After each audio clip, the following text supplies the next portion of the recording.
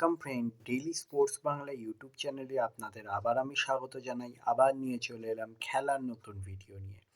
জামশেদপুরকে হারিয়ে সুপার কাপের ফাইনালে ইস্টবেঙ্গল।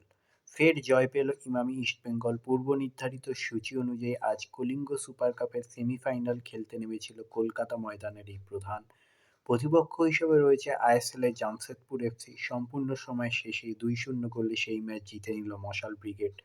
দলের জার্সিতে গোল পান যথাক্রমে হিজাজি মাহের এবং স্প্যানিশ তারকা জিভিয়ের সিভিরিয়ের টোরো। সামনে এবার ফাইনাল। আগামীকাল দ্বিতীয় সেমিফাইনালে যেখানে মুখোমুখি হবে মুম্বাই সিটি এফসি এবং উড়িষ্যা এফসি, সেই ম্যাচের জয়ী এবার লাল হলুদের মুখোমুখি হবে টুর্নামেন্ট ফাইনালে। এখন এই পরবর্তী ম্যাচের দিকেই তাকিয়ে সকলে। উল্লেখ্য, আজ ম্যাচ শুরুর থেকেই যথেষ্ট আক্রমণাত্মক থেকেছে লাল হলুদ ব্রিগেড, যার ফলে ম্যাচের শুরুতেই হিজাজি মাহেরের করা গোলে এগিয়ে যায় ইস্টবেঙ্গল। যদিও তার কিছু সময় পর থেকেই তাচিকাওয়ার আক্রমণে কিছুটা হলেও চাপে চলে আসে ক্লেটনরা। এমনকি একাধিকবার গোলের সুযোগ ছিনিয়ে নেয় একবারে এই লিগ শিল্ড জয়ীরা। তবে গোলের মুখ খোলা সম্ভব হয়নি তাদের পক্ষে।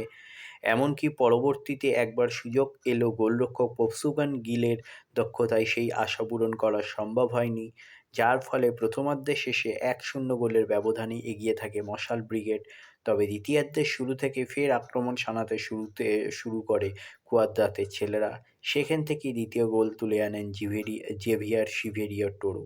পরবর্তীতে মতো সময়ে যত এগিয়েছে দাপট দেখিয়েছে ইস্টবেঙ্গল। ম্যাচের শেষের দিকে পেনাল্টি আদায় করে নেয় দল, তবে গোল করা সম্ভব হয়নি ক্লেটনের পক্ষে। না হলে আরও বড় ব্যবধানে ম্যাচ জিততে পারত এই প্রধান। তাহলে এই হলো আজকে আমার ভিডিও।